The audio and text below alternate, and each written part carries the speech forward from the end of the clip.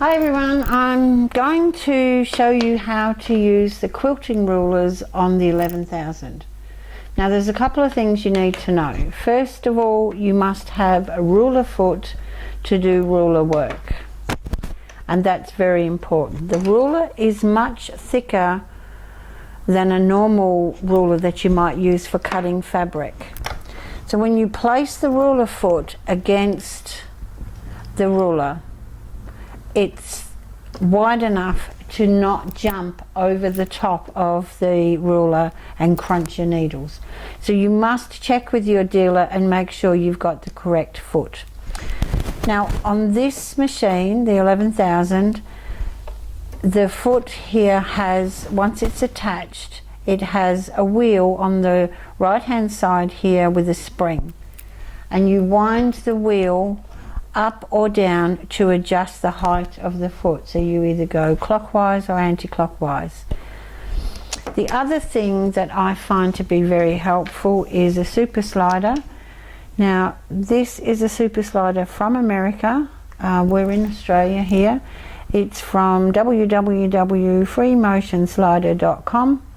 You can go there, or if you choose to use any of these applique mats or baking trays, you can cut yourself a hole and put this under. Now what this, you would need to cut a hole here so you're not stitching this to the back of your quilt, of course, and you would need to sticky tape this down to your table.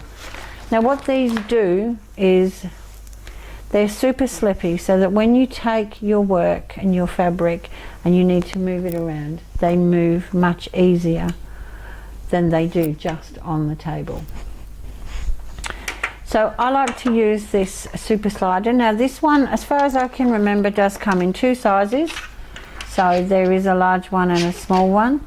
The hole is already cut out for you, and you place the hole just over where your thread is coming out and your needle is going down. So your bobbin thread needs to come up to the top, and this is some kind of rubbery silicone type of material, and it just sticks to the bed here. Okay, now you need to be on a straight stitch if you're on an 11,000, and you need to drop your feed dogs. It's also a good idea to have your needle in the down position. I like to have my speed on a medium speed, so we've got one arrow, then two, and I'm on the first arrow on the 2.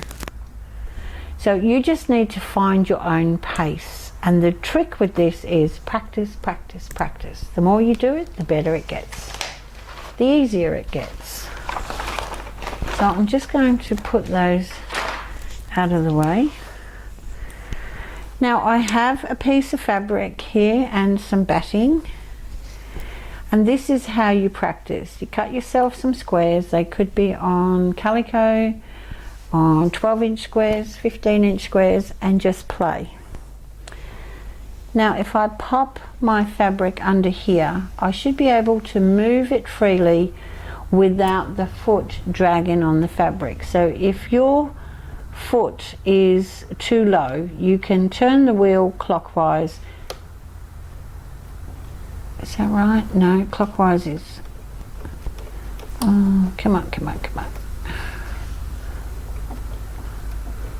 I can't tell which way it's going. Okay, clockwise is bringing the foot up. So if your batting is thicker than this and you've got more thickness under there, just raise that foot up, and just raise it so that you can move your work around like that and have it not get caught.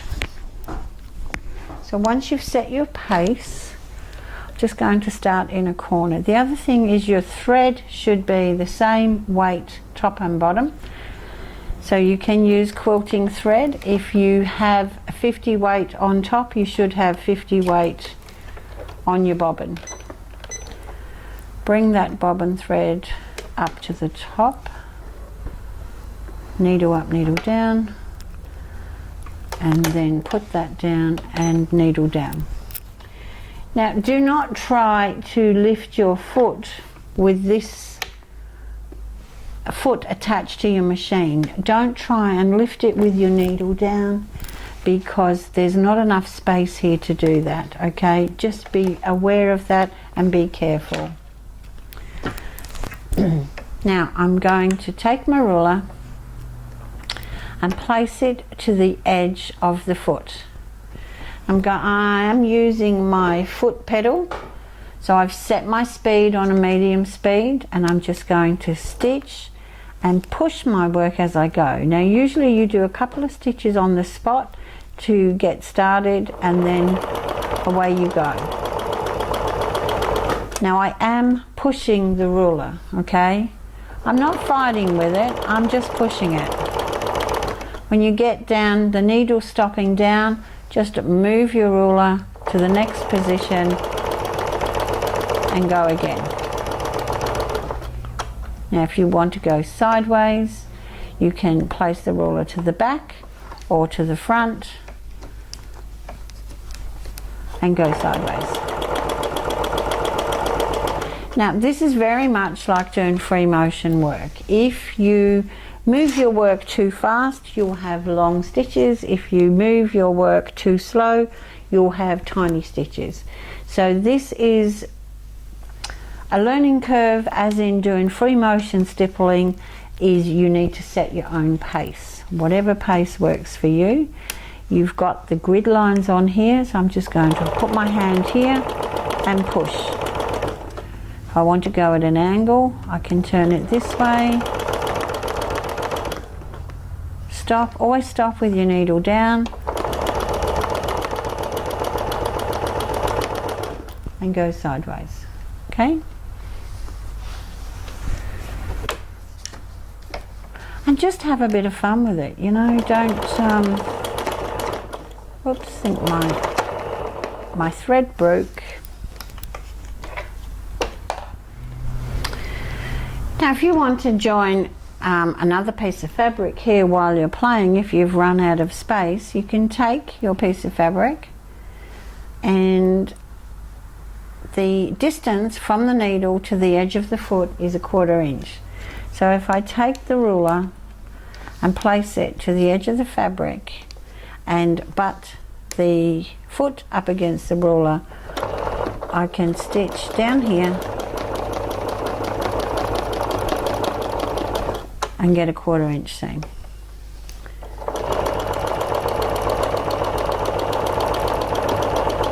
And I've wandered off.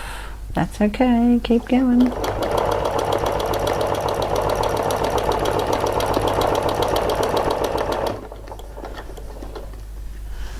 Now, if I just take that out of the way and get out of the way, I can now push that fabric across, and it's now been stitched onto the other fabric. So I could lift my needle, bring that foot up and start again. Now with these rulers, this jigsaw puzzle piece comes out and you can put another piece in. I've got this upside down, that would help. There we go. So your ruler should be facing you so that you can read what's on there to be the right way. Now we could place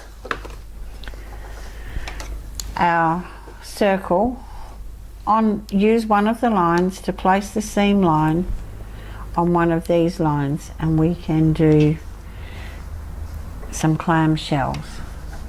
I kind of need to do it this way, I think. So if I just pop my foot down here, I'll just do a couple of stitches to hold things in place. And then you can place it on any of these lines, any one you like. I'm going to maybe pick the middle one. And then I'm just going to stitch all the way around and stop where I meet the fabric. Then I'm just going to move it to the next one and do the same thing again.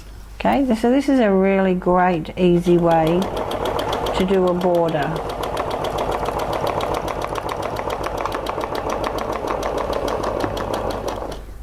There you go. And just move it to the next one.